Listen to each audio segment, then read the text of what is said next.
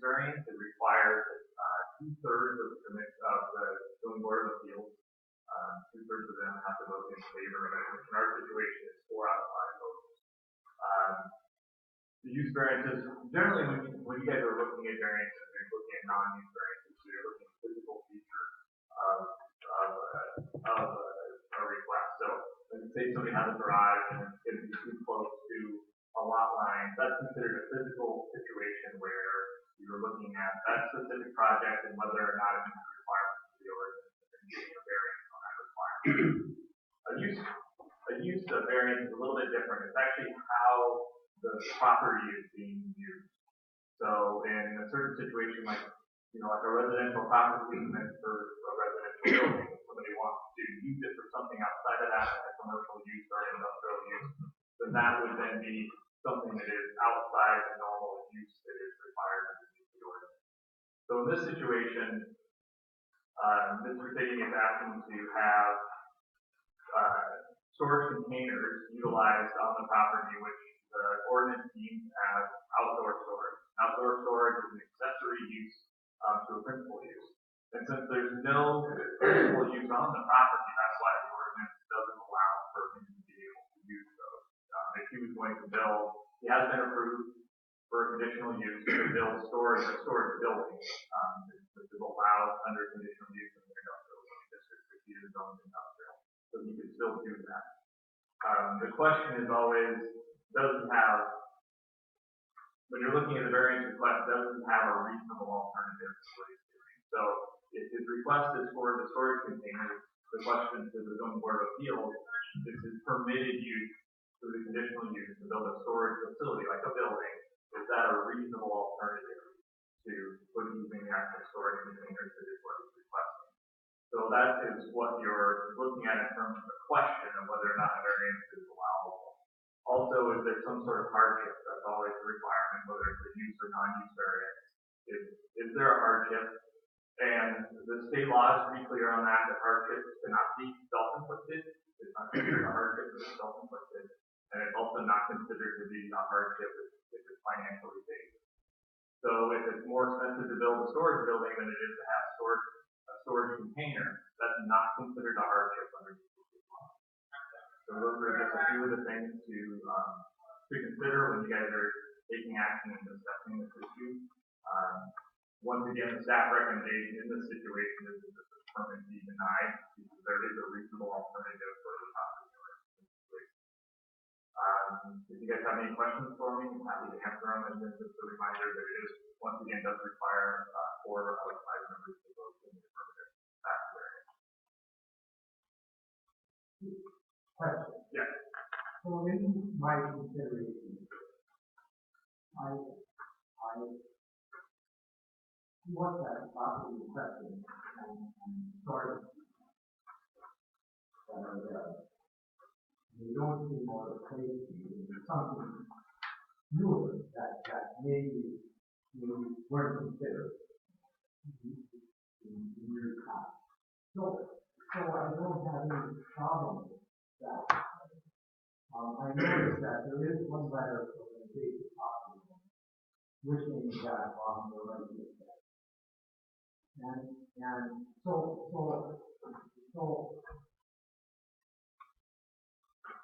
can we consider that and maybe then suggest things like offense, Like a condition granting a variance. Offense on the front, consider the property owner possible, and also I noticed that the part I got that it's amazing, but I don't know if that or a blacktop area would be something that I would do it to better. So for when is for sure on my part that relates to the offense to granted, and the other is whatever consideration. But I think that the container thing I think first, it actually looks good with this. I just don't like, that there's no fence, and I don't like that, that's a lot of the time. So to answer your question, yes, I do believe you guys can put, certain conditions on a variance. That is something that is allowable by the law. In terms of the other things, I mean, those are judgment things for you guys to discuss on whether or not you think that would be appropriate. I know that there were some things that were discussed within the planning commission minutes, but they included in the packet, the original packet, about specific conditions because of what the conditional use is applying for, and that's what gives the planning commission the opportunity to put specific conditions. And they talked about the asphalt and things like that, and other things that maybe you could do for screening and stuff like that. So there's so many things that were in the discussion, but that's a separate process from what you guys are doing. So if you guys decided that you were going to put specific conditions on it, that would be up to you. Thank you. So, other orders of storage facilities one of the calculations too, we're going to have less cars after that. Two answers to that.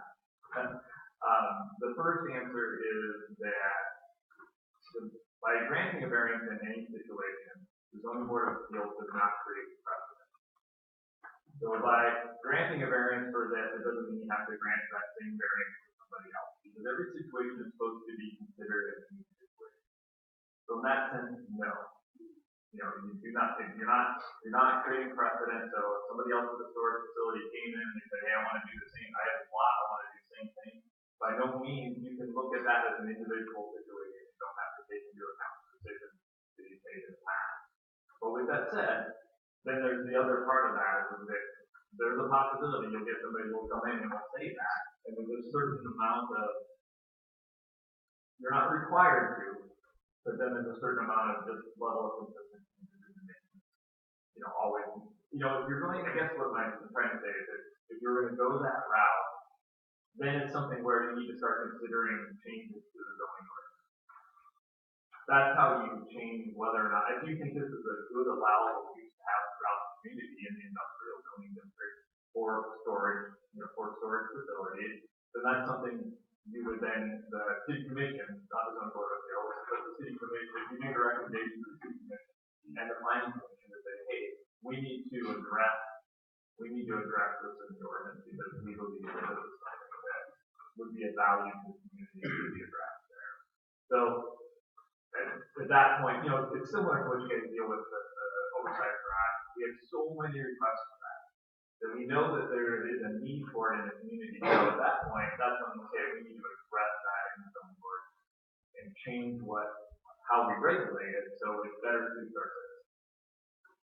So that's kind of the two parts to that question. That's why we talked about some plan.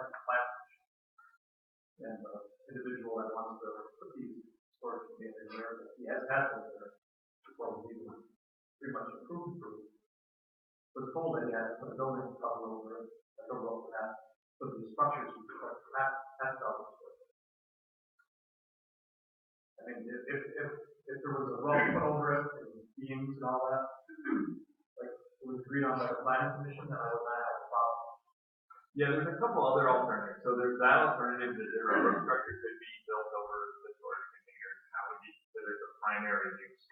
The thing that what the planning commission denied in the conditional use process is that they said this is an accessory use and there's no principal use on the property. So if you had an actual physical structure of some kind, if it was a permanent physical structure, then that would be considered a principal use. So that could be what you're suggesting, or it could be, a storage building they would approve for. And if that takes up more than 50% of the use of the property, you could then get you could then reapply for conditional use through the planning commission for outdoor storage. So as long as more than 50% is actual permanent primary building structure, so that's principal structure. And then the storage containers, you could have those there, but you have to go through that conditional use process once again with the planning commission in order to get that. But that is something that could potentially be a possibility. As sort of, if you want to use partial storage containers and partial storage storage building, but that's something that then would go back to the planning commission. That would mean that you guys would not make a decision, or you wouldn't necessarily approve his variance as a request. His request is for storage containers only. And so that's what you guys are looking at. You can have a discussion about what other alternatives he has. So if you do decide to deny it, get an idea of what may work. But inevitably, your guys' decision, the zoning board of appeals decision, is about these storage containers specifically. Is it safe to assume that it's definitely cheaper than what other people are doing with building facilities? I think that's the reason. I guess I wouldn't make that assumption because I don't know the answer to that. And you can probably maybe ask Mr. Fitting that question. I think that the sense of mobility of these containers, to be able to move them from place to place, may be more desirable to the applicant in this situation. I'm not sure about the cost part of it. Well, I look at the information and I don't see the hardship. I think the people have questions. And usually I look at the containers, I think they can change the character. I think that's what criteria is the sort of buildings that are there now are very nice. And I personally don't think we should approve or deny based on the attack on a fence or a roof or a part of it. I think we should make a decision to yes, really good or no, really good. But I don't think we're going to do have to change the character.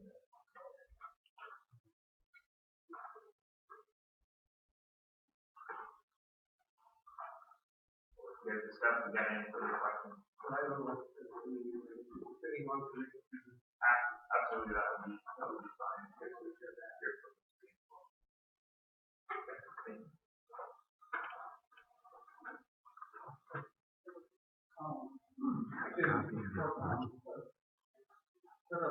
We should have come today with the it's on the counter as soon as I'm up, like 2-3 weeks. It's on the counter downstairs. I don't have it.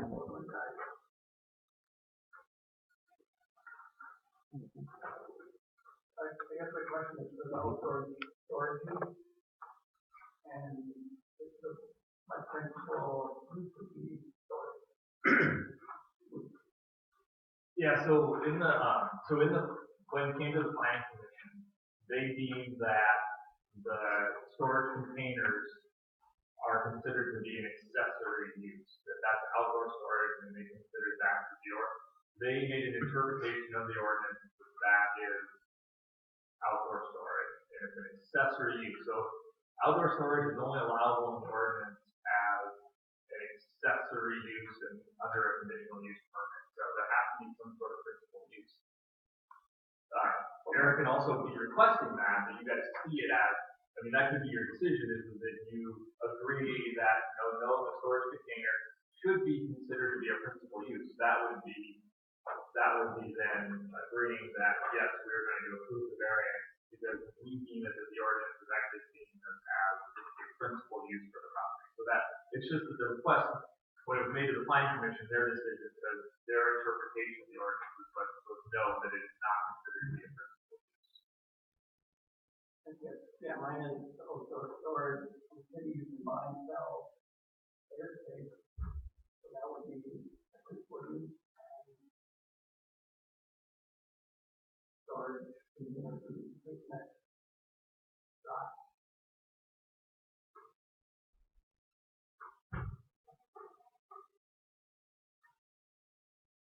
Oh, yeah.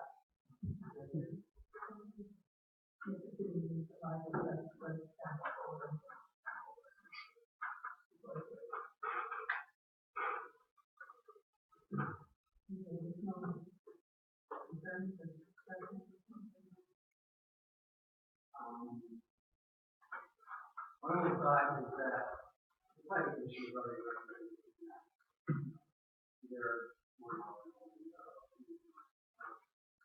We're also concerned that if this starts to other storage providers, and that they spend money on more expensive or less expensive. It's more of a risk for sure on using. It's it's not really part of this, but it is required.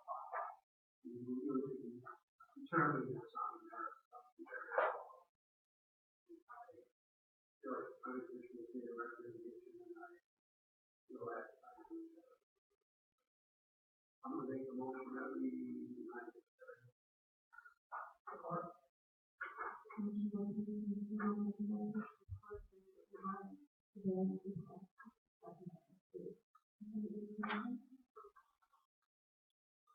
Roll call, please. Care, Yes. Corcoran, Mildred, Semo, Yes. and yes, thank you. Moving on to, open public hearing. Your comments on the variance section 6.5 or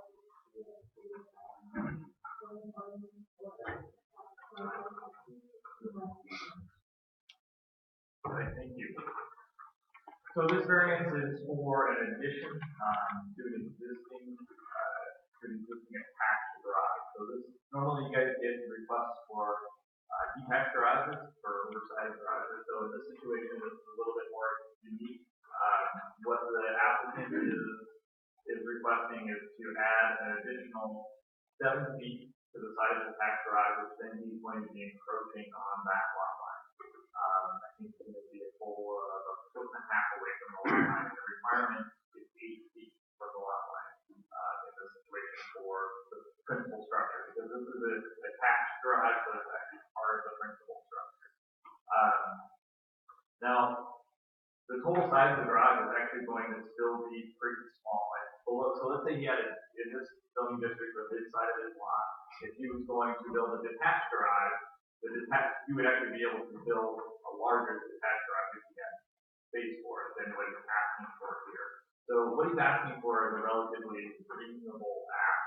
He's asking to use the property in a way that the ordinance intends to, but the physical limitations of the lot is what is causing it, so he won't be able to use it in that way based on how the ordinance is written. So this request is something that staff considers to be a reasonable request because he's trying to utilize a lot of what the intention of the ordinance is, but because of the small physical nature of this lot, it does not allow him to do so. So we did not, I only got one phone call from the public in regards to this. Just somebody who thought he already had a garage because there's actually a detached garage right on the other side of that lot line, but he did not own that garage that belongs to the neighbor. So they were just about that, and then they didn't really have to say one way or the other if they had any concerns about it.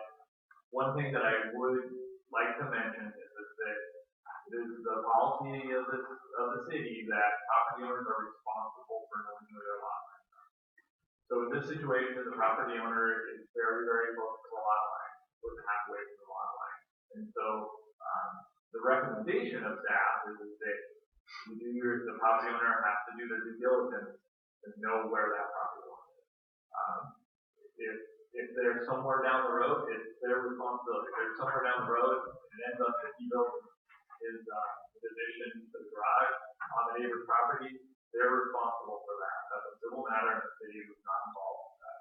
So, but it's up to him. If he wants to pay down a survey or he's very confident where the lot line is, that's up to the applicant. That's their responsibility. So I just always like to take that to the city, to you as the zoning board of appeals, and that the applicant knows that it is inevitably their responsibility. So once again, sorry, Can we require this person to have a survey? I would hate to see a situation where a person was wrong, and all of a sudden we're going to a new neighbor that bought the land, and now we're responsible for this type of stuff. I'm going through the situation. yeah. So I want to be sure that we do what we're supposed to do. And I realize that the owner is responsible, but Yeah, I think that's a judgment call on your guys' part. In terms of whether or not you can do that, I don't know. My gut feel is you have that ability to feel it's necessary. Again, with proximity to the lot line, I mean, if you had 6 feet separation, you might be a little more comfortable with a foot and a half, and you really do need to know where that lot line is. So think you would, you are asking, they are asking for variance, and you can make it contingent upon a survey if I felt that was, necessary. But, that'd be fine. The applicant has provided a letter from the neighbor. Yeah, there is a letter that's included in your packet. And it is the applicant that it's always like. Yeah. Now, with that said, I always say, and I said this to the applicant as well, is that neighbor going to be the owner of that property indefinitely? The answer is no. So when you're making a decision, you kind of try to take some of that out of, I mean, it's positive that the neighbor doesn't have concerns, but you also want to think in terms of the long term. So a couple things is that this is staff recommendation is that you would approve this request with the note about the lot line, proximity of the lot line. But also, once again, my recommendation is just a recommendation. Inevitably, you guys still have to hold a public hearing part of this, as well as also hear from the applicant if he wishes to speak at all on it.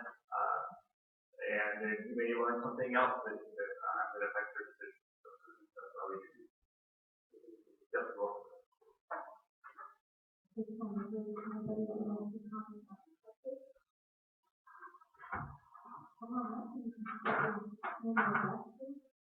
Justin, Midland, my neighbor that you talking about is falling lot line on the opposite side of the street. And I don't know if you're familiar with Mr. Hardy. He's pretty knowledgeable with that. And he made me, for my protection, he's falling in lot line on the opposite street. He took 5-4 off of him. And it actually turned out he thought he split the lot like Peter's fault. He thought he split it exactly down the middle. And when we got done with that, because it looked like he gained a couple. And he's the only one that would have any of this. The garage door, next door.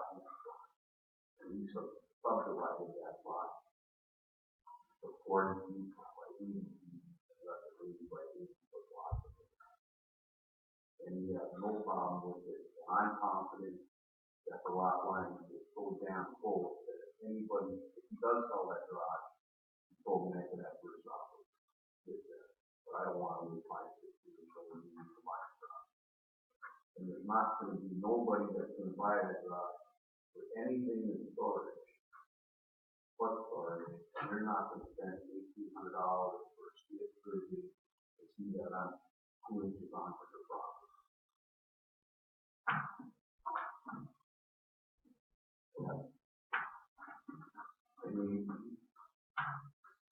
And that's all good, but I have a friend right now who bought a house.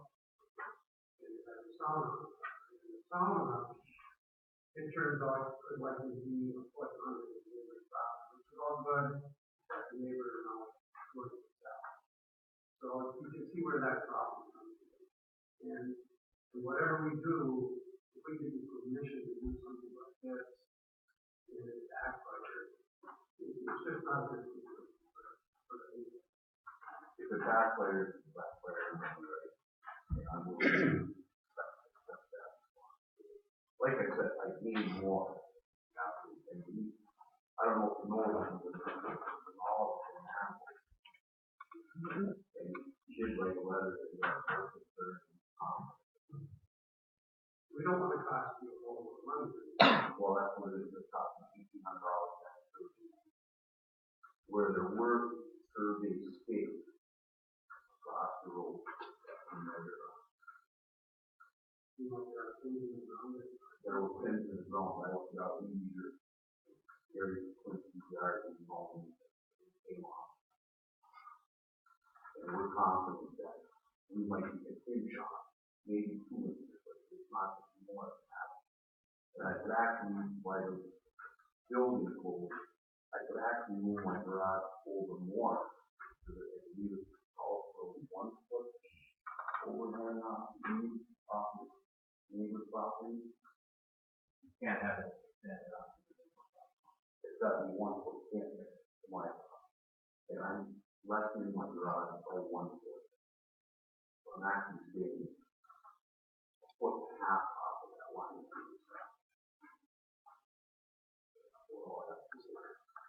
Dennis, could I? In looking at the situation, can you say that pins, if they do exist, the pins are more valuable to you? Do you know? All the areas planted is on there, but I would. If you were to, it's a typical neighborhood flat. You know, you come up at a certain point, 100 feet, 30 feet, whatever. So all sides are the same, and it's, It should be it doesn't show up that way. Doesn't show up that way on the plan. on the flat.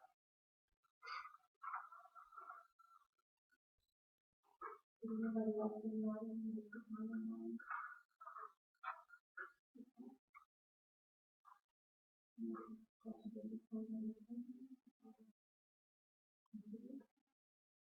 And inclined to say yes, I want to say yes. Because it's comfortable with that. So we don't need it. Motion to close the public hearing. No, mayor closes the public. I see. And we move on to item 7, consider action on the request for the next brush. I'd like to make a motion to approve the other request for the outside, 260 recommendation. Support. Motion by Commissioner Morgan, second by Commissioner Coyle, to approve the variance request for the tax brush. And I feel comfortable with improve upon the community.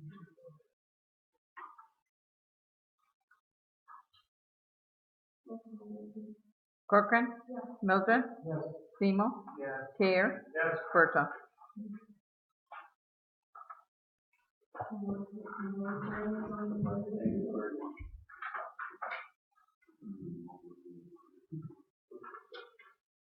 Open that public hearing. Before All present.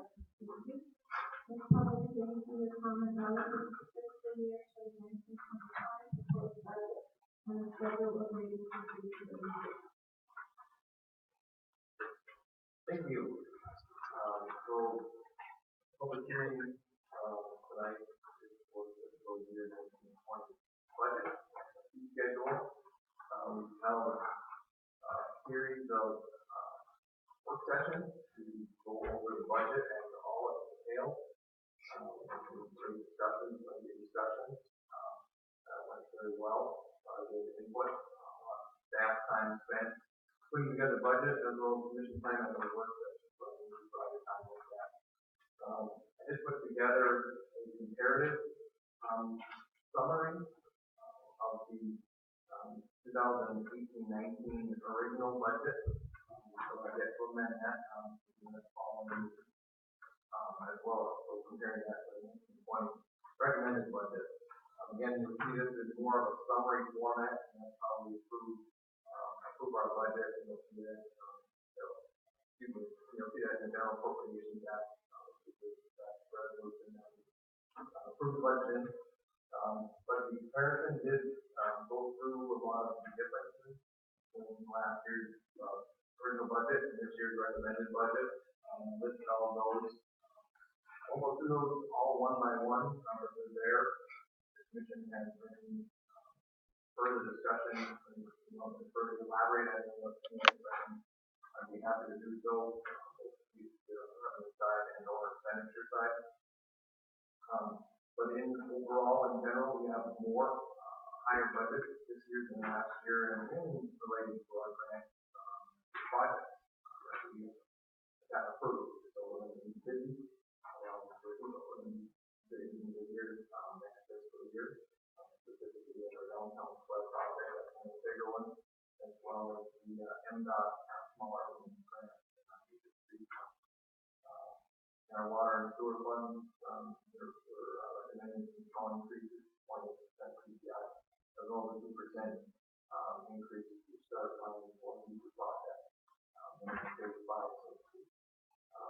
In the water fund, we still have an MVP water grant fund, part of that grant that's still moving forward, next fiscal year. And in the sewer fund, we have some budgeted fund balance that we're budgeting for, projects related to the financial project. So those are some of the increases that we have. As far as villages, we're looking to keep those villages the same as prior years, so no increase in villages. And the fee schedules, again, we water and sewer, as discussed, adjustments in the fee schedule that we discussed at the work session. Not having any major, so what are those correct, increases in the water and sewer rate? Should be 2.8% of the increases for both water and sewer. How much would that cost for us? The third that was 12, I can't remember that. What is March, but I look about later. I can't remember offhand. We talked about it last year, what I can't remember the price. Is it about $4 a month? No, that was a 5%. I thought it was like $1.50 or something. If we approve the carbon contract, so it depends on the carbon contract too.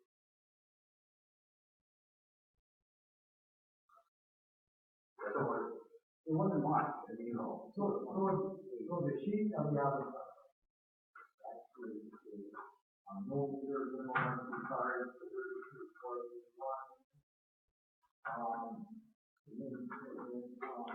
5, 8, 30, 41, going up to 32. Yeah. Correct. Correct. And the 3 is 36, going up to 37.52. So, for instance, the 3241 and the 581 is 3241, 32, is less than $1. We're doing the math in our head, it's $1.20 or something like that for an increase. Well, that was good, that figured out what was wrong. Yeah, that was less than $1. Yeah, I'm not looking at what it was. Let's see this correct piece of paper, that's just.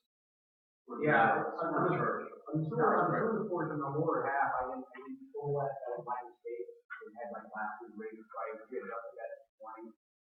And so instead of 1.56, it was 1. Or it was a 2.8% increase instead of a higher one. So it dropped the rate, but I just don't have that number in front of me. We're just looking quick math and like $1.20 or something. But then anticipating the garbage contract, what you guys decide on that? The $1.20 was the sewer that's on our card in front of us, and then you're combining dollars with a lot. Right? Yeah, and I believe that's got garbage in the two. I don't know how much easier stuff, but we also got garbage in that same bill. The reason why we're raising it quite a bit is, I missed the last, we talked garbage, workshops, or water. Well, it's only cost of living, 0.8%, which is low. I mean, usually it's 2 or 3%, but less than 1%. And then for like a future 5, whether it's a pump station or in our big 5 protected area, that was a 2%. But they did not raise it the other 5%. They did not pass that this time. So it was only 2.8 instead of 7. If we're not planning any projects in the immediate future, I don't feel we have to raise it. I mean, people are very restricted by this. Yeah, we are planning projects, yeah. I mean, our water and sewer and garbage is the most expensive area. Fair enough. Yeah, I mean, on it, we do have, protected garbage, but we're looking at the garbage contract next week. The water and sewer deposit, I thought that was 500. No, last year you guys raised it. I wanted it up to like 700 last year. Okay, raised it to 500. That's why that was in red. Okay, is that first? Then I had another question on the garbage too. Like, here it says, garbage recycling effective 9/1/19. This is 1305 total. That's what it would be if we don't approve the Eagle Waste contract. That is if you guys approve the Eagle Waste contract. If you guys don't approve, I can't remember, it was going to go up to 70 cents or something. And then we have to discuss about putting up some bids. I apologize for taking you on the spot. Yeah. That would have came up here earlier, but the agenda was available on Friday. I had a lot of stuff I had thought to myself today, so wasn't what I came to see you earlier. But right now, the garbage is 48 bucks. So if you guys do approve the contract, you guys will bring them down. Okay, thank you.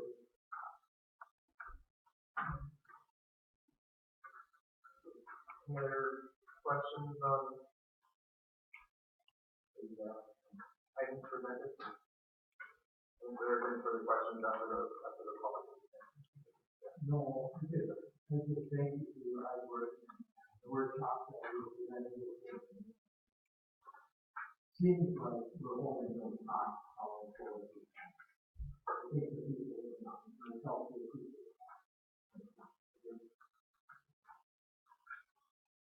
Any other members of the audience who like to speak on this topic? What is the proposed budget? From here, lot 101 West Birch Street. I'm here to talk about the water and the sewer as well. And I guess I feel the same as Commissioner Care. And then listening to Mr. Turbinen, I just feel kind of like I'm very confused that the people in charge aren't really sure as to what the increases are. I just feel like the people in charge don't really know what the set fees were that were discussed upon or what the increases are going to be. And if this is the proposed budget, as a community member, I want to know what it's going to be. I feel like we just had a water raise last year, and we are living in a community where people are just scraping by. Yes, I have a profession where I'm able to pay my bills, but there's many people in the area that it's very difficult. They have many family members. I mean, my husband and I, for two of us, our water bill is very high, and I think it's ridiculous. My mom living by herself, same thing. It's ridiculous. And the quality of water we have, I just feel like what we pay for our area really is way too much. And then now we're seeing an increase again. Yeah, we're having projects that are going on, but why can't we look at the budget and maybe try to find where we can cut from other places instead of having to continue to raise the water all the time? That seems like a consistent thing that continues to go and go and go. And then now the sewer also being raised, and then with the garbage, that's maybe gonna raise with the recycling too. I tried to find this budget online, but I couldn't. Otherwise, I feel like I would have been a little bit more prepared. But I'm really upset to see that this is proposed to be raised again. And I also don't like to see that there was a deposit of $500, and now it's going up to $550. I mean, we're trying to get people to come into our area, and how are they able to afford to put down a water deposit for $550, let alone all the other expenses of just trying to live here? We want people like that to come into our area. We want our area to grow. I feel like this is kind of turning people away and not wanting to come.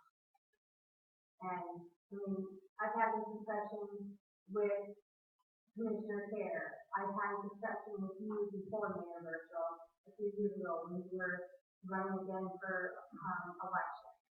And you probably don't remember that, but I said there's something that needs to be done about this water because it seems to be a continual thing that just keeps going. And it's always water keeps being raised, water keeps being raised. And I don't know. I'm not happy about it.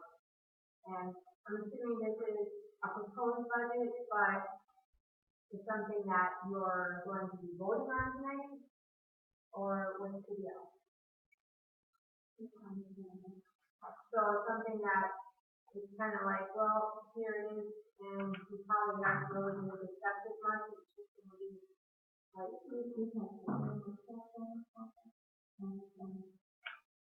well, not everybody has been able to do it because of work situation. Yeah. That's not bad. Right, because it's work situation. So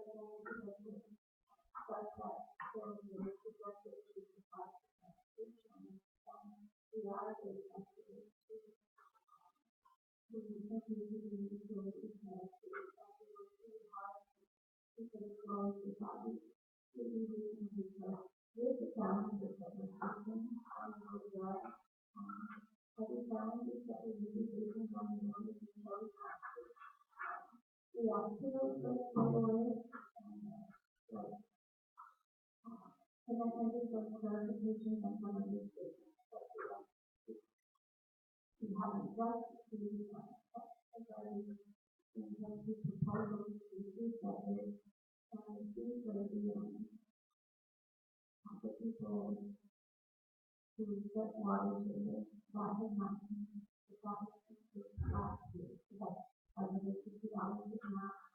increased to 5 Oh, wow. Okay. Well, I still think $1.20 or whatever it is, if we're not really quite sure on the amount that it's going to increase. I still feel like that's too much money. I feel. So that's my personal opinion, and I'm sure many people in our area, if they knew about this, would feel the same way. And so, thank you.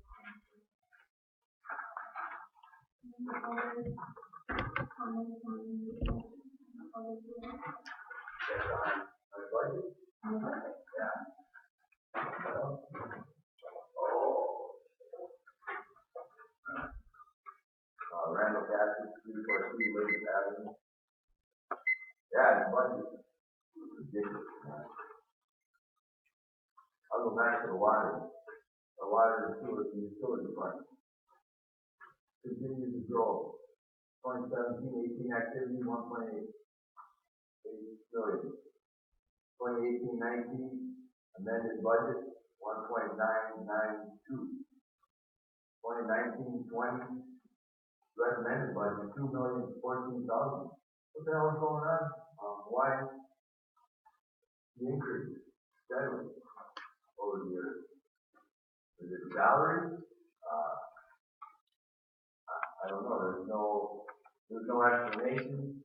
It just continues to go up. And the recommended budget is going to go up. The Civic Center, the appropriations for the Civic Center.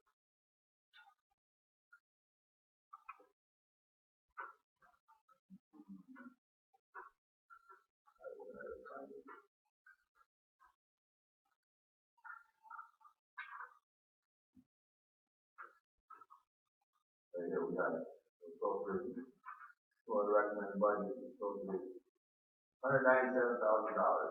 And we're only seeing $94,500 approximately income from the Civic Center. Where is the other breakdown for the $90,000? I don't see the taxes. I mean, is that how much we're paying taxes on this year?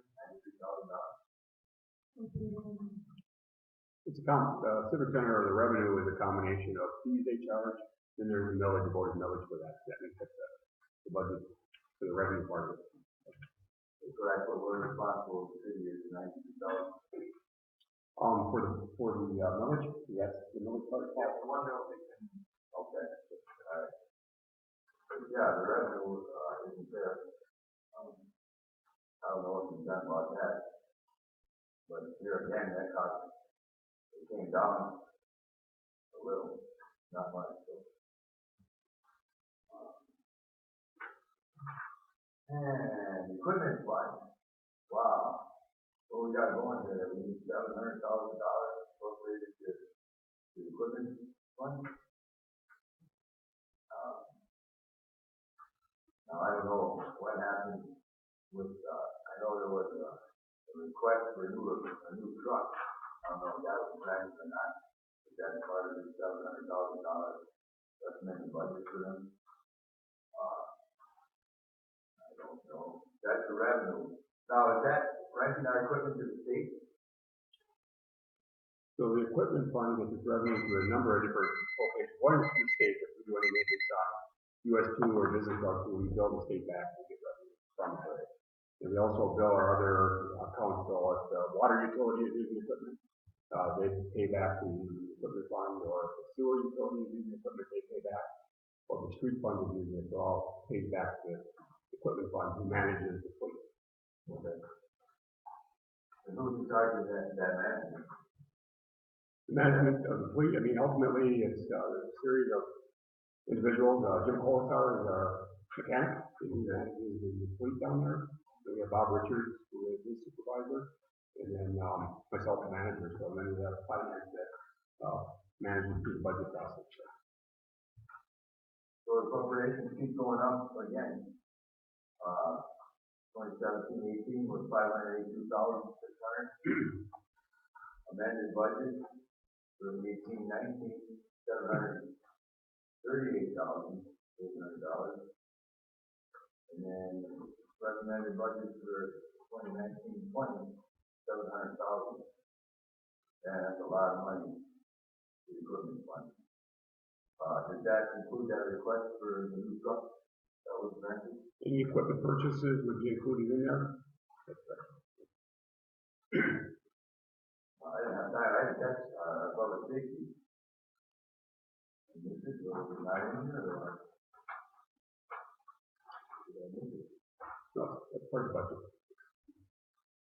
I missed it. What date, you know, now, I'll defer to Paul if you want. You got the poll.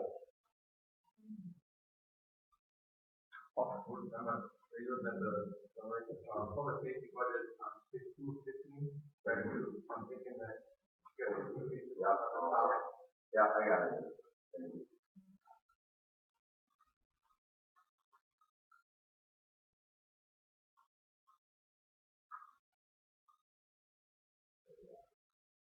Yeah, $1,049,000 recommended budget for 2019-20. Here and again, how come it keeps going up? 2017-18, that should be $959,900.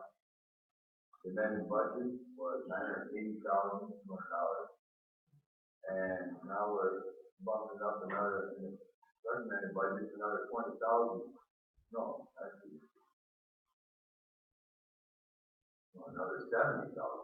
Why is that much needed for public safety? Again, expenses go up every year, so we have to adjust based on inflation. Fuel goes up, different costs like that.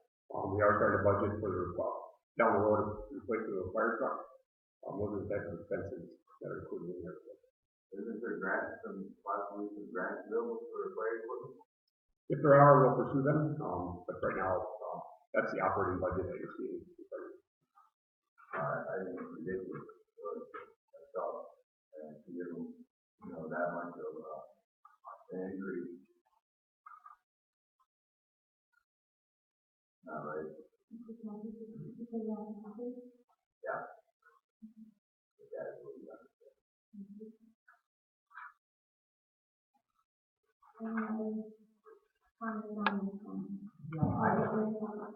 I just think it's so there are some other budgets, revenue and spending. And you have line items, but our fiscal manager is a big one. What is the military body? That's what military. It's exactly the same. The military didn't change. The military is not changing. So the budget is very line by line increase in the budget on revenue expenses is not coming on the back of the back. Because the military is getting it. No, for the previous time, one of the things that you have to know about water, sewer, and garbage is that those three items are lumped together. So it's just like when I do my table, I would say, holy cow, my table bill is $140. So it's not really my table bill, it's my internet, it's my television, and it's my phone. So the three items are together, and in this budget, the good news was that garbage collection, if we go with the proposed contract tonight, will go down, and the water and sewer is staying relatively the same. Now, there is no question that we know what those exact costs are. And we should provide those exact costs to the league that cost.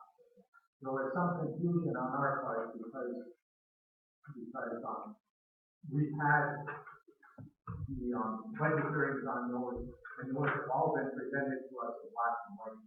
And in the discussion tonight, that didn't sound like we don't know what those costs are. Well, we know exactly what those costs are, all the percentages. And we have held the increase on the water fund to a minimum, and then that will be lower than the cost to start.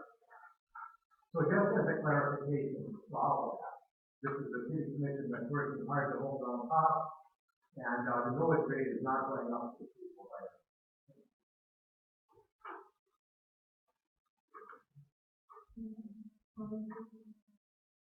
The content we do workshop every year, how we done in the line, so people workshop, so next year is like, regular function, it's a great, more money comes in, and so, just dealing with like the water and sewer, I don't say, for a few years now, so I know that we do our best to grants or funding or whatever help we can.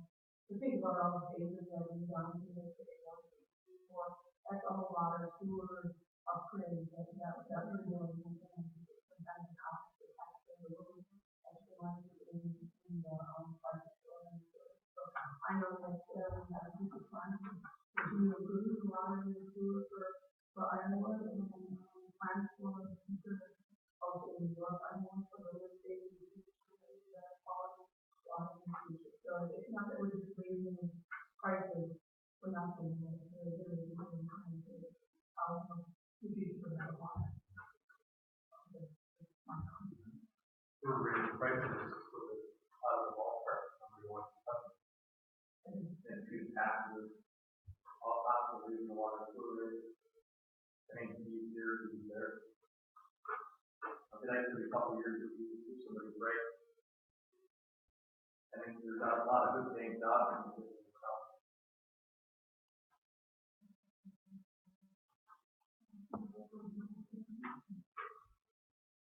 Final close the public hearing. I'll call the regular meeting to order. Allegiance to the flag of the United States of America, and to the republic for which it stands, one nation, under God, indivisible, with liberty and justice for all.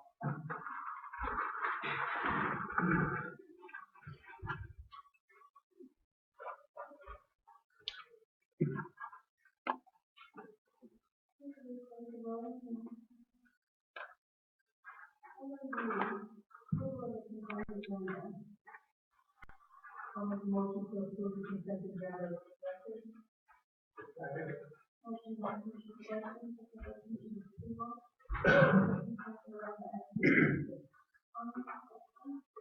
Roll call vote, please. Mildred, Yes. Timo, Yes. Kayer, Yes. Corcoran, Virgil.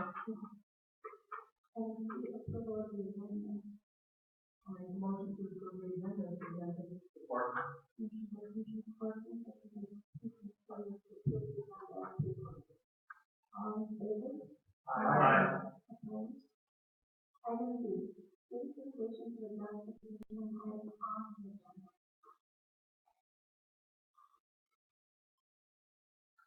One, moving to solicitation to adopt the commission item not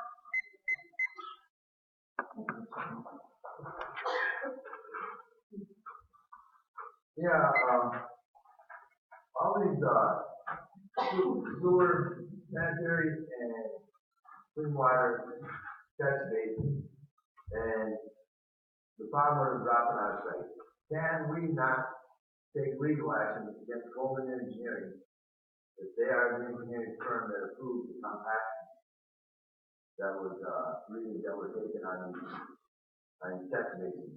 Because this is ridiculous. I mean, they're the ones responsible to make sure the facts are there. And they're the ones taking the readings and taking the numbers.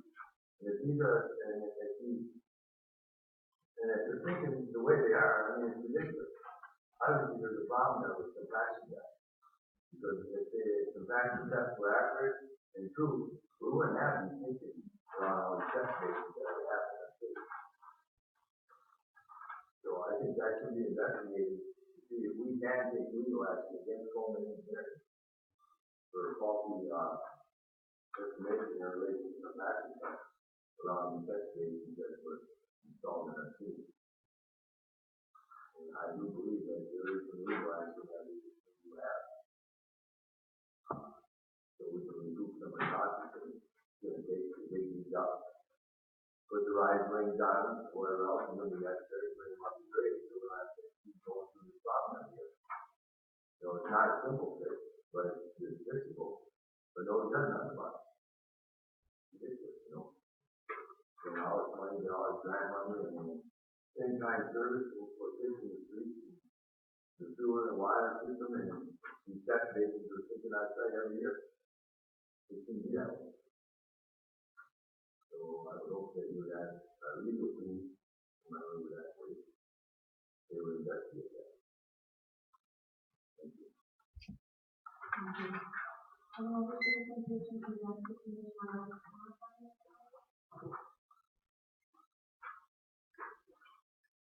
Moving on to old business, item 1. Review and consider resolution number 019-2022,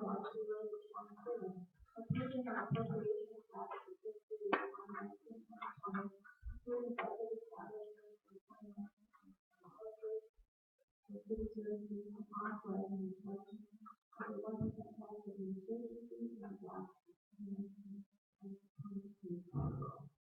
Thank you. So a lot of information right there, and I don't, again, the resolution is the formal budget document, and it does include all of the millages, which again are staying the same as last year. So it does authorize the 1% administration fee as well as the 3% late penalty fee. In addition to that, is also adopted by the resolution. If there's any further questions, any additional questions that the commission has on the budget, that's it.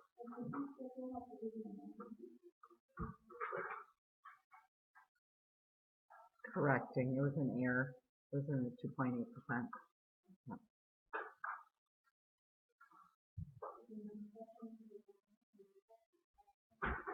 So I guess one thing that people wonder what our considerations are.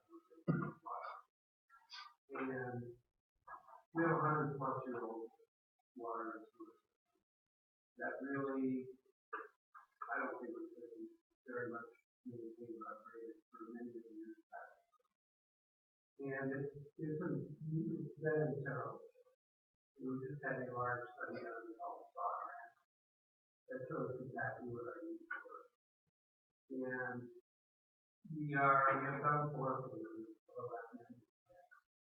And in addition to that, we can't even go on the real but we have to keep pushing it and we have to not do it. But the biggest thing we can not do is our conservation.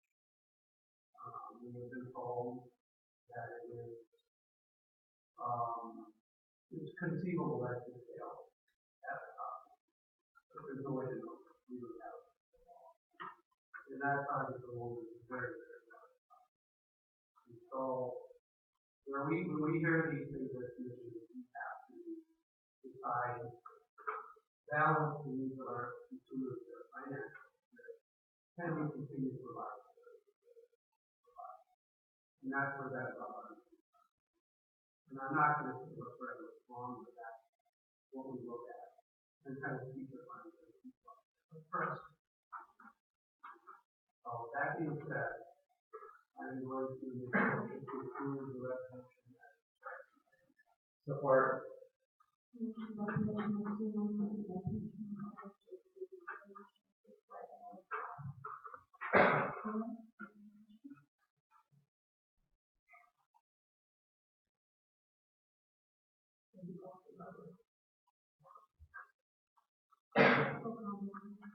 Seymour, Yes. Care, No. Corcoran, Mildred, Yes. Bertha.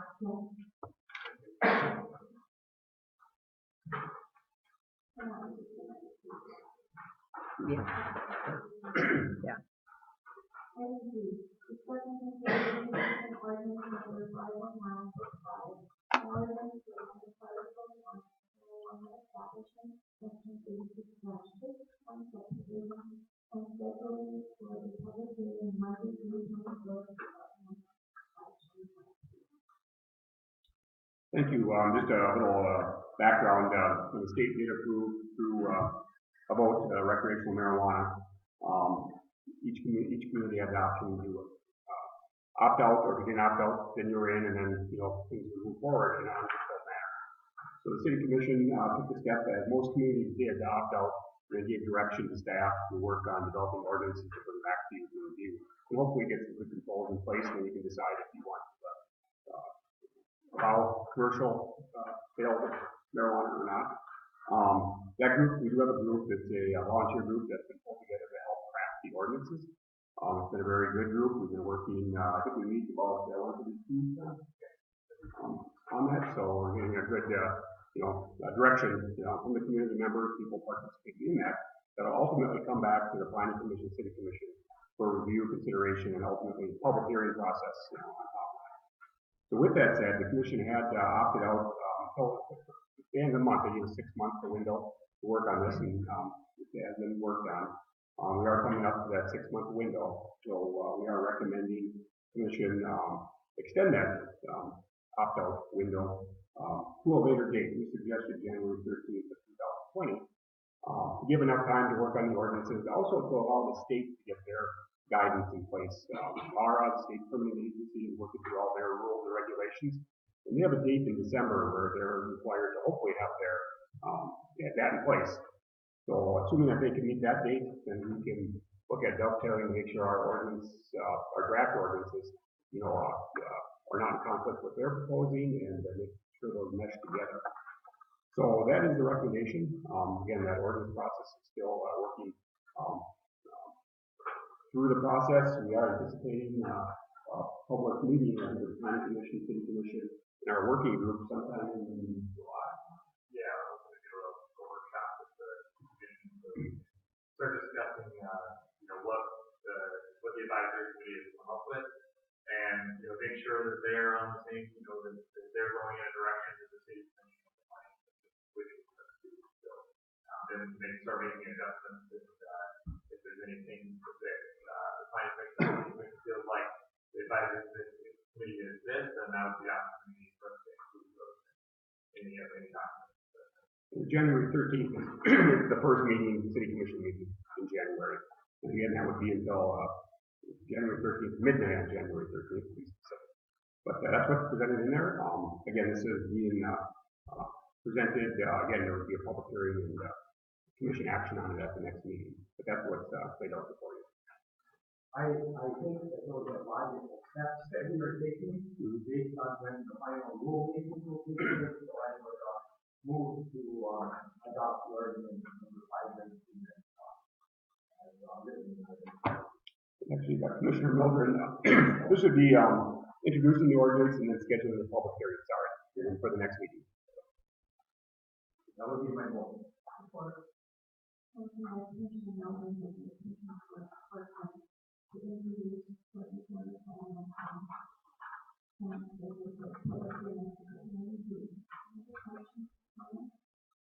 that identifies that we have It does, yes.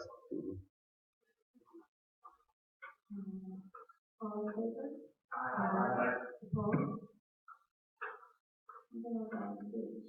Consider approval of three projects in the amount of $61,735.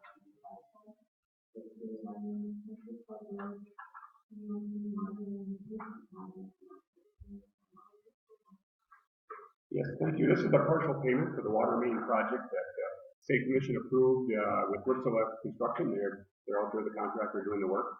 The water main itself has been installed. It's being tested right now, and final restoration is occurring. I think they still have two service lines they have to finish up out there. Two service lines, and then they can wrap up that portion of the project. Again, we moved that project forward because there's a very old undersized water main there, and a second project that'll be coming later in the summer will be paving of the street. So we're working on the county and the state highway department on that process. So again, this is a partial payment. That project has moved along very well, and we should be completing the water main work here over the next few weeks. How much is being retained? We retain, is it 5% retainage, which is standard. All of the driveways over the surface, is that the way they work with most of the stuff? Yes. Yes, that is. It is looking good. The restoration looks very nice.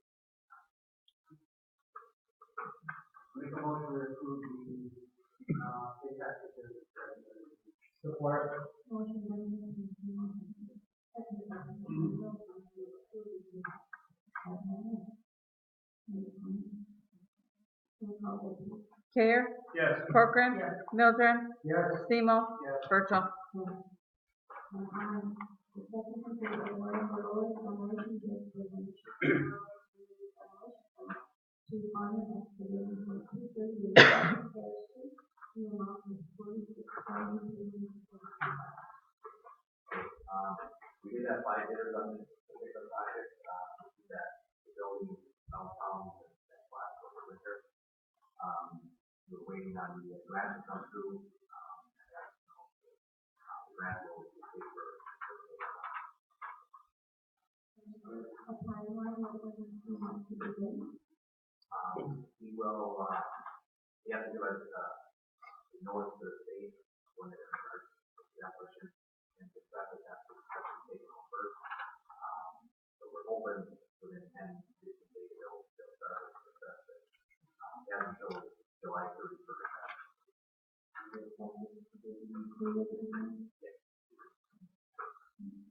make a motion to award the bid described in item I. Or. Motion by Commissioner Seymour, seconded by Commissioner Hughes.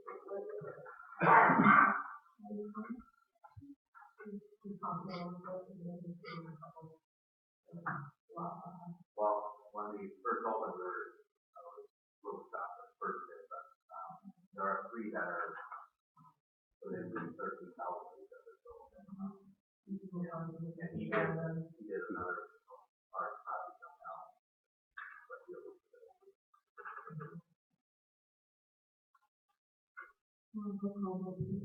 Corcoran, Mildred, Seymour, Care, Yes. Virgil. The second consider awarding the lowest donation gift on the 28 Dragon Street to the Heritage Lifetime Foundation in the amount of $11,000. Depending upon the time of second property, We did get 2 bidders on this particular project, and so was low bid. We reckoned that, the property will be brought to the county on Wednesday, and then at that meeting, they will hopefully put it into land bank, and they will be able to move forward. I'll make the motion to, write the lowest. I will, describe the support. Motion by Commissioner Mildred, seconded by Commissioner Corcoran.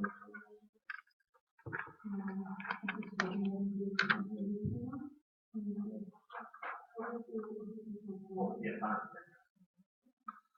Any other questions? Roll call vote, please. Mildred, Yes. Seymour, Care, Yes. Corcoran, Virgil. Item 4, the second consider approval resolution number 019-005, Commission Department of Natural Resources, acceptance for the village development. Thank you. So this is part of our process, so we've been officially approved for the grant application to the NR fund for the on-site trail system for the Ironwood Heritage Park. And so as part of that, there's 2 things we need to get together for that grant agreement to approve it. One is additional boundary map to show the exact exact boundaries and distances of the boundaries of the project, as well as legal description. But then the city commission's role is to approve a resolution that says they're willing to go into the transition of the city on. So, we've been talking about this project for, over a year now. And so it's exciting that we're at that point where we get to start to move forward. So the hope is that, in the next month, we will be getting together all the information for the census grant agreement back. And then putting together the big package to send this out for bids to get a contractor on board to build this project. These proposed trails, do they, how far are they from anybody's residence or personal property? They're all within the Miners Memorial Heritage Park boundaries, so they're all on city property. The idea is that in a long-term planning process, we really do want to think about how we can connect into neighborhoods as well as our downtown.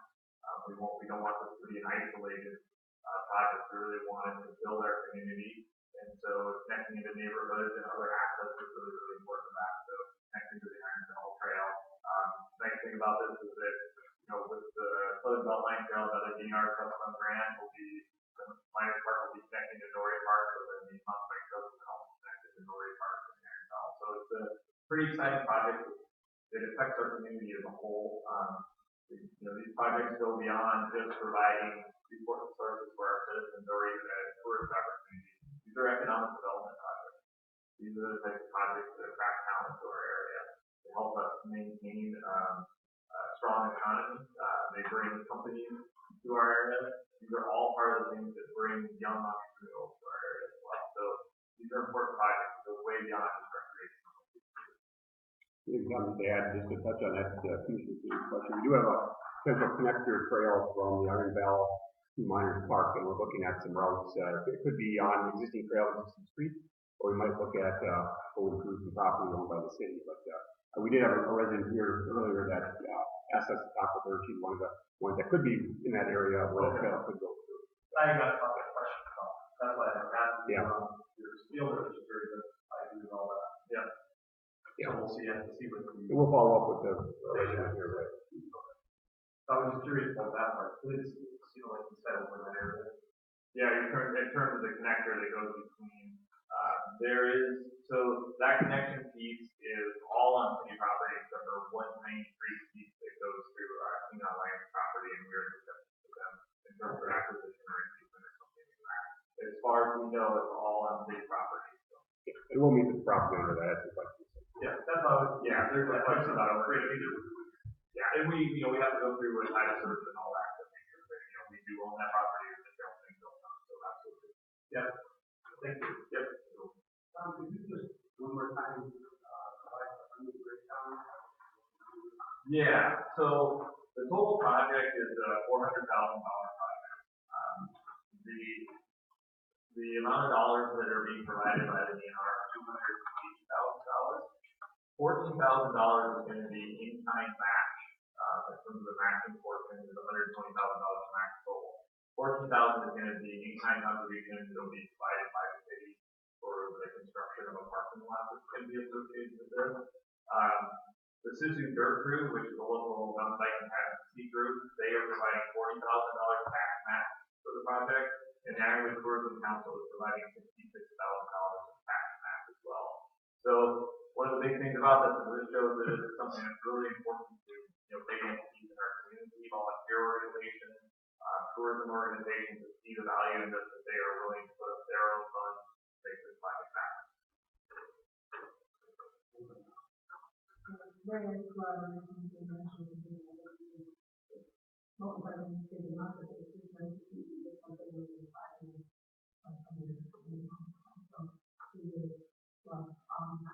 I don't know when possible, both of them is on their website.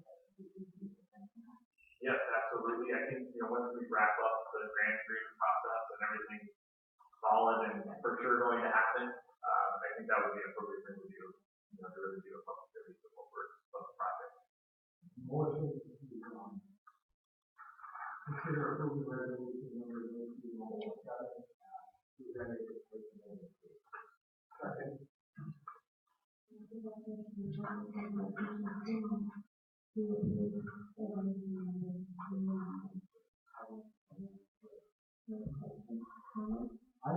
just say, just like our iron golf course,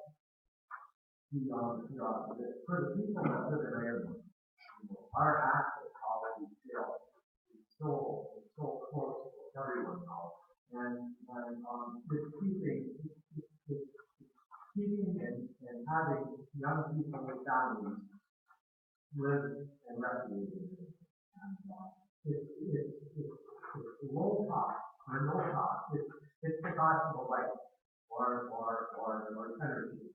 And, so many of our citizens are enjoying this, and enjoying everyone who feels that it is, and then it raises all of our property values. Having your property close to the sale raises its value and enhances your ability to sell. All important.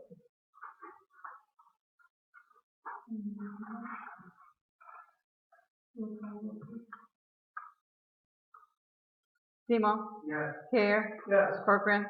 Mildred. Yes. Berto.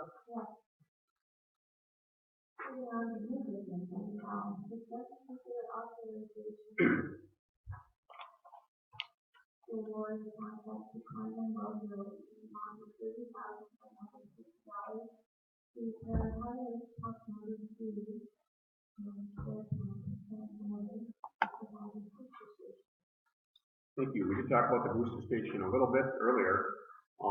Again, our booster station is located out in Ironwood Township, about 3 miles from the city. The city commission over the past few years has had a high priority to build a redundant transmission main out there. We had one main that went out to the booster station for 80 years, and now we have redundancy, so if one does break, we can, ensure water source to our residents. That was a big priority. We have 6 wells out there that feed to our booster station. And the booster station are the big pumps that pump it into town. That's pumped 3 miles all the way to the top of the mountain. So as you can imagine, these are big pumps, big motors, and they are all original. So again, our water department staff has done a great job of keeping them operational, making sure they're well maintained, but at some point that station will be replaced. It's old, but it's very functional yet, but we have to move forward in the longer term, maybe shorter term, longer term, to look at replacement of that. With that said, we do have ongoing maintenance down there, and you can see one booster pump to get it rebuilt. And we have 3 booster pumps out there, and one booster pump can, for the most part, handle our water. So we have a second booster pump and a third that creates redundancy. If one goes down, we can still continue pumping water. With that said, one of our 3 booster pumps, the number 3 pump, is up for rehabilitation. So we have to get a rehab, pull the pump, pull the motor, and get them all fixed up. And these old pumps are very unique. We worked with a well-drilling company, well drilling, for years and years. They are very knowledgeable with the system. Our water department is very uncomfortable with someone coming in that doesn't know what they're doing and working on these pumps, because you can damage one and you can't replace these. These are custom made. You can't buy one off the shelf and replace it. So you have to have them custom machined and maintained that way. So we did get a quote from Climate Well Drilling to do this. We did talk about, do we go out for bid with this or don't we? And our water department was very concerned about getting someone in that wouldn't be able to do this properly. And Climate is, a company that's been doing it forever. So with that said, we are providing you a quote from Climate for those reasons to move forward with rehabbing the booster pump itself. And it also includes, we have a spare pump. So it's 3 pumps that are there operational, and we have a spare one that also needs to be rehabbed too, which would include rehabbing that spare. So again, if we have failure of one pump, you can replace it and keep everything operational.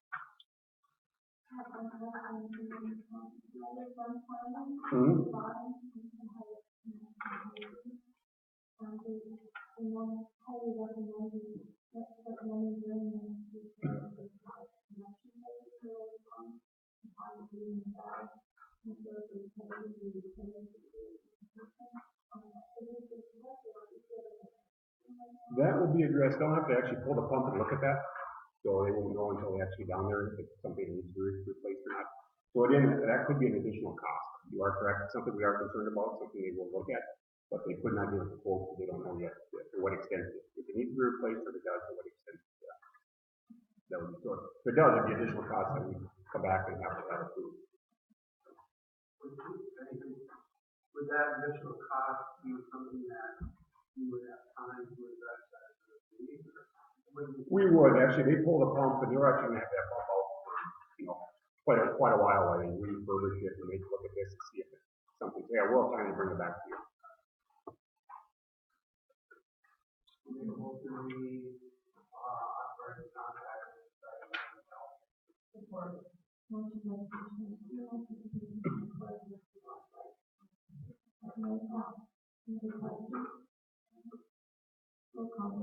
Kayer, Yes. Corcoran, Mildred, Yes. Seymour, Berto.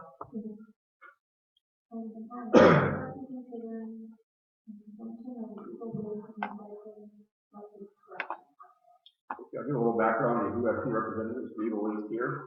They can answer any questions, give you a little background on, anything that they would like to speak on. I'll give you a little background here on the contract we had. City's contracted for waste services for probably, I think, 20 years now. Yeah, 1.5, 30 years. We have multiple contractors that have provided service. The last 5 years, we've had Eagle Waste. They've come in with a new process. It's a truck-loaded device with cans and also recycling. So it's different than we've seen prior to that. A lot of the ones, we had all our own garbage cans, and we didn't recycle it all. Pretty much we didn't recycle it all. So we've changed the process a little bit. Again, we've had Eagle Waste under contract for 5 years, and they've done a good job. Now, if there are problems that come up, we do relay them to them, and they address them. We've got things that do pop up with prior contractors with Eagle Waste. Again, we relay that to them to correct any problems. They have a new driver or something that might miss a route that happens. Different things that pop up. So again, they've been very responsive to that. And with that, there's two directions to go here. One would be to look at a contract extension with Eagle Waste. The other would be to go and rebid it and see what the market is and see how we end up. We may be higher, we may be lower. We don't know when we bid it out where we would end up. With that, so with that said, we do have a proposal in front of you from Eagle Waste. Representatives will go into more detail. And it actually they're proposing a 5-year contract over 5 years. Actually, all 5 years reduces the cost to the resident every year of the 5-year contract. So you can see the numbers here right now. We're at $14.60 per resident, and it varies from $12.80 to $13.84 at year 5. So that's a nice proposal. Including in this proposal is we also have some items we've been talking to Eagle Waste about $30,000 buildings that we're going back and forth with. Do they owe the city? Don't they? It's possible that could go to be determined by somebody else. Eagle Waste has rolled this into their proposal to not go through that legal route and pay that off about $30,000 over a 2-year period. So again, where we'd end up through that process, we don't know. We find out through a legal process. So they've included that. And the third thing that they've included, and they had included a few other things, and we talked about them when they took that off the table previously, but they did include one other item in here that's not in the current contract, and that's a delivery and pickup fee for a can. So I'll try to explain that. They can explain it maybe a little better than I can, but it's different than what we've had in the past. So, talking with Eagle Waste folks, what I understand is occurring is, as say a house changes ownerships, usually the can stays there, new resident comes in, and what's happened is a lot of cans have gone missing, is my understanding. We lost a lot of cans through that process, so we've been working with them to try to minimize that. That's a cost to them, and also a cost that has to get borne back to the users, of the system. They proposed a $7.50 per cart drop-off and pickup fee. And again, that's new, and I think the way they explained it to us was they could roll it into their overall cost. That's the cost that they bear, to drop off and pick up cans from the resident. But they decided to include it separately so that the recipient of that benefit is the one paying for it. So if I'm not picking up a can or dropping it off or selling a house, I don't have to worry about that. It's not being distributed to all users. be directly applied to someone that wants a can dropped off or picked up, because of, typically it's a wholesale or some other reason for that. So that's something different, something that we can talk about a little bit with that. Scott, you want to give a little overview or? Hi, Scott Baker with Eagle Waste Recycling. Scott pretty much covered it. On behalf of Alan and Gary, who are out of town right now, Jim Whittinghill would have been here. Alan Hayward was sitting at the city of Hayward tonight. He's down there, so, and I've been Ironwood since I lived here, so nice and close. But, yeah, we feel, and I know the conversation came up a little bit, and Scott covered it pretty well. The price will go from 14.16 down to, beginning September 1st, with the extension, to go down to 12 a year home, and then, increase cost of living over 5 years, and then 20 dollars. Still going to be less than what we're paying right now. A lot of that is due to the depreciation of the original. When we first come into a city, we have to buy a lot of carts, and these carts are anywhere from $95 to $110 a piece. And you start buying them. Scott indicated that carts were missing, and when they did the inventory, we're missing somewhere in the neighborhood of 100 and some carts. And whether people move out of the area and take it with them from their beer camps or wherever they are, I don't know. But there's $15,000 in carts that obviously we bear the expense of having to replace those. So if that's part of the $7 that we spent, when somebody does request a cart to be delivered, or they move out and we have to go pick it up. Obviously, there's time involved. The work order's got to be toggled by our people in the office. The driver, in a lot of cases, has to go out of the way a little bit to either drop it off or pick it up. It's not on the ground for that day. So there's an expense, no different than when the city turns water on or turns it off. There's fees incurred to the people there. So that's kind of the reasoning behind the $7.50. But in the long run, you guys are saving money over what they're currently doing.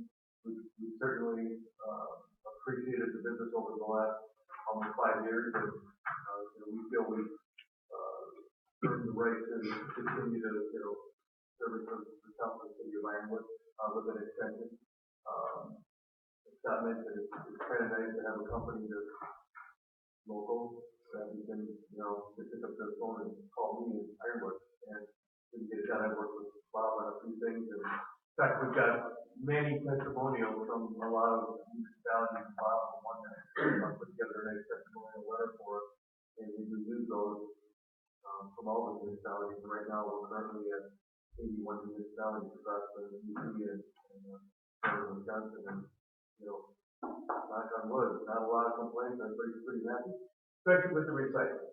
I'm going to put a little plug in for that because I know the state of Michigan, they're really putting a push on recycling. The DNR, we're going to be servicing the Fort Pine Mountains right now. The DNR was really forced because they were not here in your state parks are, they were recycling. So the DNR really came down and the state came down on the DNR. People need to recycle. There was grants available. I've been working with James Keith out in Fort Pine Mountains. We've now established a very good recycling system out there. In fact, I got the service 3% back today. Normally, Michigan has been in the bottom 10 states in the United States for recycling. And so the state is really pushing the recycling. So obviously, Alan, our owner, his big thing is to make recycling easy, people will do it. And right now, we've made that pretty easy with the carts out there. You don't have to separate anything, it all gets separated in the Eagle River.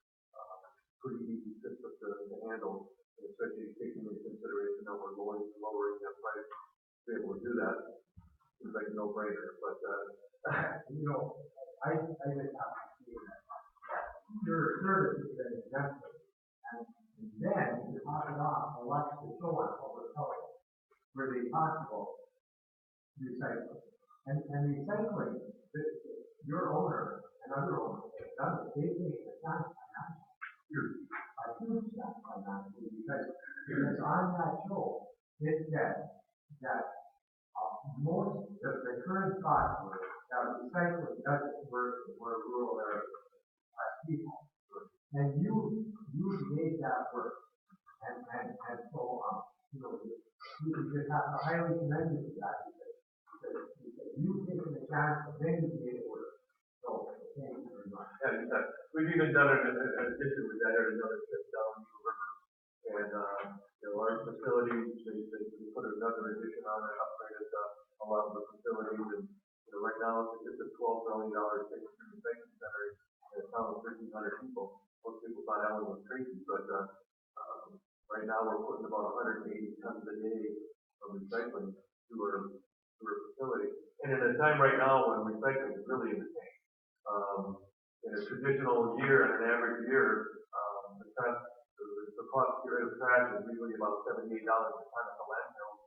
And the cost of processing the recycling is usually 25 to 30. Right now, the cost of recycling is almost identical to trash, because it's 70 right now to get rid of it. So recycling is really the thing right now. So for you guys to receive a discount at a time when when recycling is not doing very well, should be easy. Just have one question about the 750 cart fee and cart disappearing and all this and that. The 750 is just for when there's a change of penny. That's the one, the most obvious situation now. Yeah, from the delivery, what we've been doing this past year, every week I take a list of places we put on service and put off service. But I've been indicating which one are seasonal people. And those seasonal residents will put them in the garage. So, but like other people, when they shut the water service off, they might have packed their bags and moved. They either take the cans with them, or somebody will come by and take the can, and then you guys are out, and yeah, once you start doing the numbers, it's like, they're losing a lot of cans. I just dealt with an Ashland lady that does a business right downtown. Somebody stole her cans. I told her, you're responsible for it. There's a charge here. You know, she understood, but you know, you have to order another $125 can for her. And then when we take final water meter readings, we let the sellers know. They'll ask for a projected final water bill. We add an extra $150 on it and tell them, hey, if you take the cans with you, we're going to charge you $75 a can. No, I'm going to keep the cans there. They get that money back. So when we take a final reading, we verify the cans are at the house or the cans are gone, so the new owner doesn't get stuck and couldn't use cans the seller would get something from. But yeah, the sellers are pretty much keeping cans there. They're not at that price. Maybe with the $7.50 again now, that stays in there, that would be for what we can collect. So again, we would be working in partnership with Eco Waste to try to help collect that and reimburse them for that cost. If there's something that's uncollectible, you know, again, hopefully there aren't too many of those, right? But you know, we'd have to work out the details of how that would work. So that's not being built, but we can't collect them in. We have an issue with cars being damaged by a snowfall. Don't worry about it. Not much. Not a lot. They're pretty tough cars. I've seen them bouncing down the road, but You know, if they're in the snowbank and our snow blower comes through, they don't last too long, but that happens very rarely. So.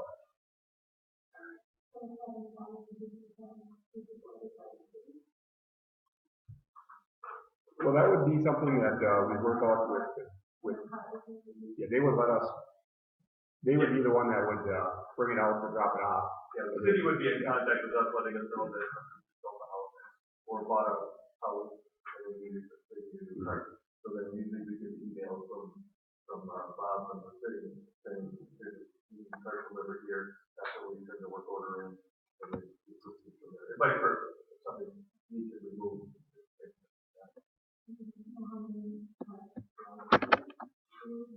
Any idea how many? I know you and Alan and Bob have talked prior.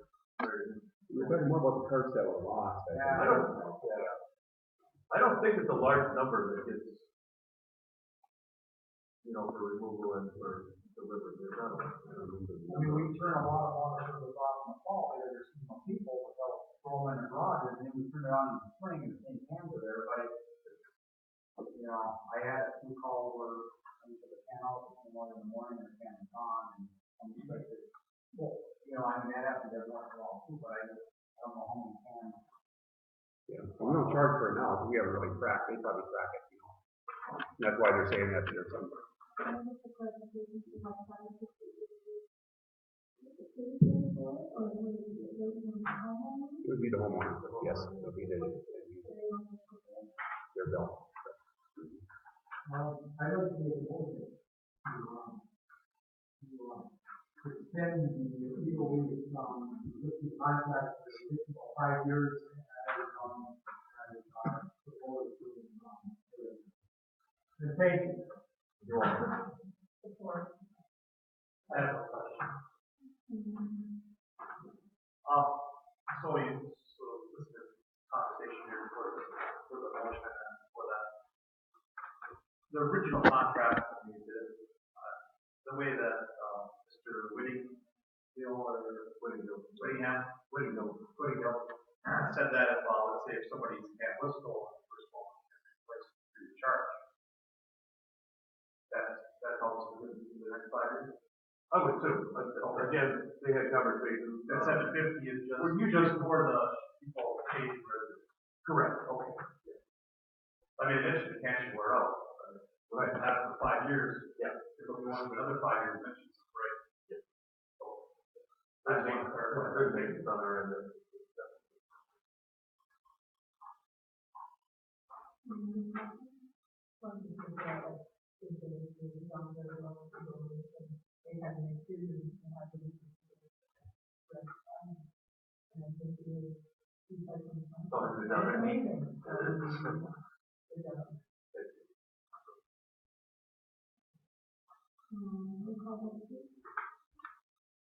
Kirkman? Milton? Seymour? Care? Yes. Burton?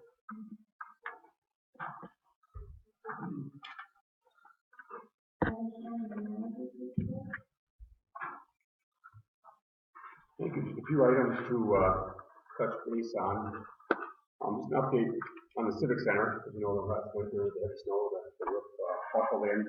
The insurance adjuster and their structural engineer have been out there on multiple occasions, and they have submitted or have developed a final report. And now they're coming up with the bid specs, I believe that is right. Yes. Hopefully this week is we hope. So once they have that, then we can meet with them, meet with contractors, and move forward with the process of getting the contractor involved. It'll be paid through insurance. We're going to work logistically with them. The contractor's working for them or the city. You got to work out some logistical things on that, and then get a contractor involved soon here, because even now, by the time October, we're going to be. That's about the time frame necessary to go out, get a contractor involved, get steel ordered, and get it repaired. So we're right up against that window of getting ice open for the fall season. So that's where we're at with that. Hopefully this week we'll get the final bid specs and start moving forward with getting contractors lined up. Just an update on Wapaka Foundry. Again, they're out working on their building in the industrial park. That's going on well. Looks like a lot of the inside work is coming to completion. They're doing outside restoration. And from what we understand, they're looking at July start to hopefully get occupancy permits for the building tenants. Get people moved in and start using the building. I believe we're going to have a ribbon cutting coming up, and we'll see the date. I don't have an official date yet, but we'll have a date here shortly that we can let people know about.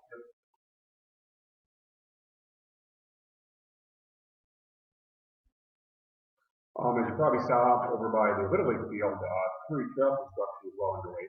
Again, that was a grant project to get the trail built. There's an old railroad grade that goes through there, and part of it goes through the Little League field, so we're actually able to weave it through the Little League field so they could take advantage of these trails, get the dugouts, the reception stand, and then ultimately out to Frenchtown Road, and actually a little beyond that. I'll go a little further beyond that. Again, it's been cleared out, graded, put gravel in it right now. And hopefully, maybe end of this week, next week, they'll do some paving on that trail and get it restored. So it's going along very well. Construction actually outside of the project has worked with the Little League folks, and they've donated some asphalt for around the concession building. And they're doing a lot of extra work outside of what they're doing for us, working through the Little League folks. So that's nice to see them stepping up and doing that. We're also getting geared up for the summer. I think the longest day is coming up here pretty quick. So summer is flying by, and we get summer staffing, and we work with the DPW folks, and we do have some summer staffing on board now that are hired to help supplement our full-time crews. So that's very helpful. It helps get a lot of extra stuff done that gets difficult sometimes. And we also have been working, this is the 4th year we've worked with the Department of Human Services through a program they have. It's work-based learning. And again, they work with youth to get their jobs and teach them some job skills. And we partnered with them for 4 years, and we're going to do that again this year. So we'll have a few of the folks from that effort here, and they've done a great job on, again, supplementing things we're doing, getting them out of the look things that are hard to get to. So looking forward to getting them on board here shortly. Downtown, we're going to be working on a project with Linquist Electric, and as you know, Linquist Electric does have a new owner, so it's nice that they have that business continue to move forward, and nice young gentleman. So we're working with them. We're actually working through Efficiency United. That's an organization that helps. I think they work through Excel Energy to provide grant money to reduce electrical costs. So we're working with them to get some grant money and through Linquist to help with the electrical part to put all the lights downtown to LED, all the city-owned lights. So all those acorn lights are owned and managed by the city. They'll all be converted to LED lights. Some of them are already LED. As one burns out, we have them replaced with LED. But the vast majority are still lights that consume a lot of energy and again a lot of expense. So again, it should be done over the next couple of weeks, and you really won't probably know as much of the difference in the way the lights look. But our costs are, our bill should go considerably down with the LED lights. We also have had Ritzel Construction start the last 2 blocks of the Phase 4 project over on Francis and Lawrence. So we see over there, they're under construction, water, sewer, street repairs, ultimately, but they're working on the water and sewer right now. So that's moving along well. Awesome. Yeah, moving complete on Francis Street, and then go into water and okay. And the last thing I had on my list, we're actually working on the West Valley, is Civic Center Manager, as you know, is taking a different position, so we did go out and advertise for the position, so the applications were due last Friday. So the Civic Center Board will be reviewing those and looking at the candidates and holding interviews, and we'll work with them through that process. And hopefully get a new replacement for Brian over there, who's been helping out with the process and staying engaged so that when we do get someone else on board, we can help transition them into that position. So again, the board should be reviewing those at their next meeting. That's in my report.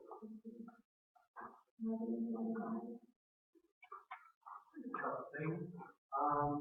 Efficiency United, you mentioned them. They're going to be here this week. They're going to be in the Memorial Building, and they're going to have a product that you can actually buy there.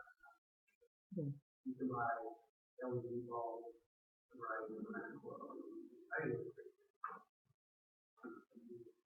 The other thing is, I got contacted by Ian Shackelford last week about garlic mustard. Not near the time.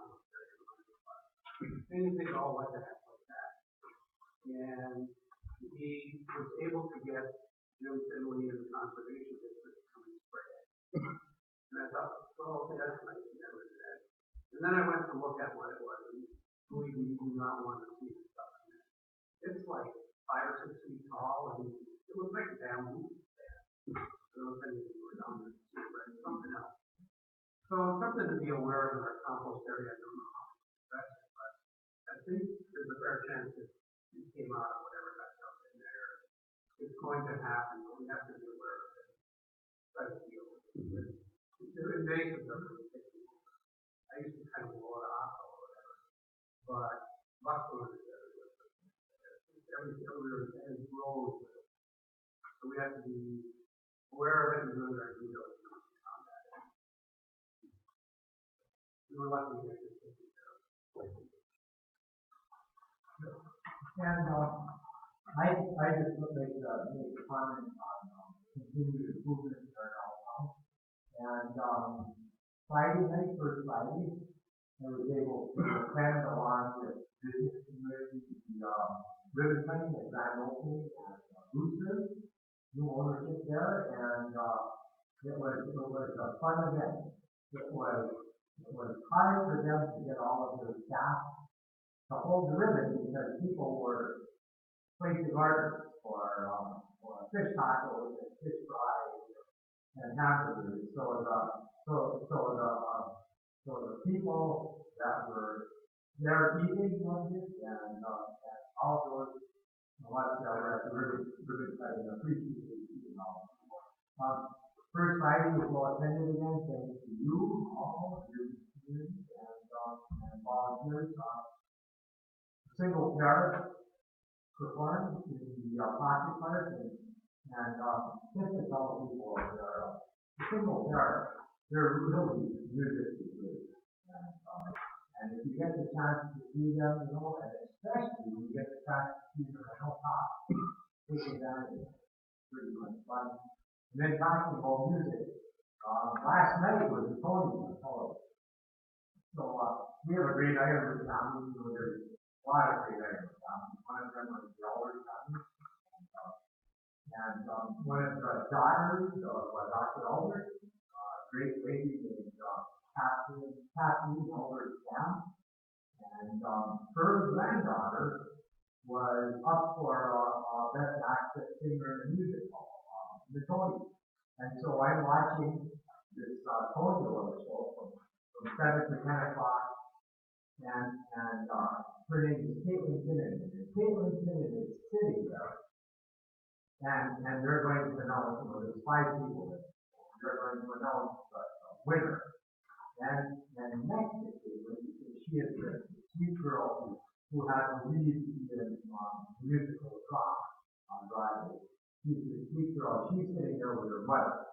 And her mother is the daughter of Kathleen Elder Sam that grew up in Ironwood and went to high school and college and part of the city young. So all of you and myself, I thank her on behalf of the city of Ironwood because I have the ability to do that anymore. And you know, how exciting is that for us? She's right at the top of the on Broadway, best musical novel. Now, one of the 5, she didn't win, but you and I know that if you're talking about all of the talent in the world, and you're in the top 5, you're pretty good. Just to tell you.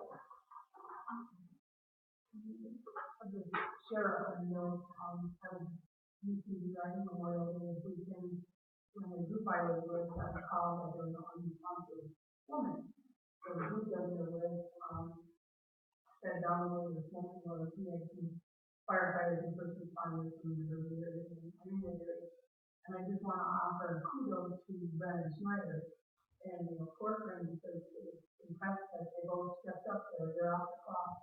They stepped up and said that this gal, you kept the medical attention that she needed, you kept her going, you kept her conscious best that they could, and got her to an area where several doctors could put her up. So, 2 staff members who stepped up and they're off the clock. I was very impressed and on top.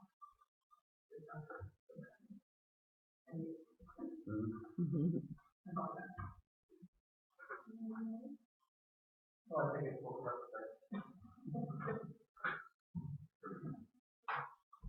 Thank you all for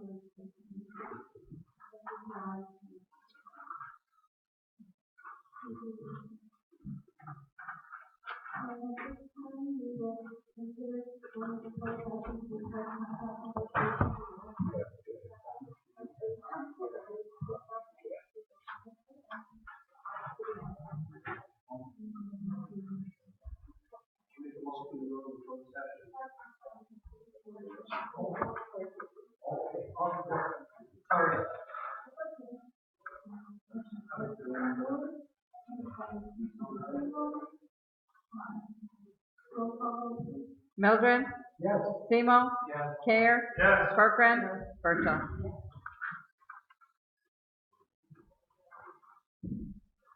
Okay, just a minute.